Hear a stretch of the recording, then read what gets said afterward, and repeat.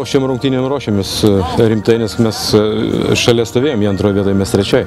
Mums reikėjo tą pergalę, mes galvojom, kad jeigu laimėsim, tai bus kaip 6 taškai. Nes pas juos nusimato irgi, jie ten baigia tos akademijos, išsiskirsto tą komandą, tai paskui gali pradėti barstyti taškus.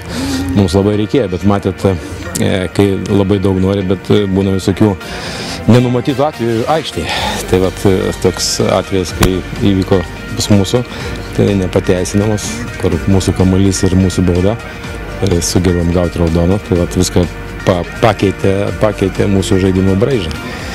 Bet, kaip matot, nesumaišė, į gerą išėjo, nežinau, neturiu net ką pasakyti. Aišku, norėčiau tik padėkoti vyrams, žaidėjams, nes oras tai karštas ir sunku žaisti. Ir jie vienu mažiau būdami atlošė rungtynės, visas į galą dar tokį rezultatą pasiekė. Tai čia aš nelabai kada atsimenu, kad taip būtų, kiek teko dirbti. Kaip kad sakau, labai didelis toksai, jiems ačiū, kad jį dirbo, pajutė, įmušėm.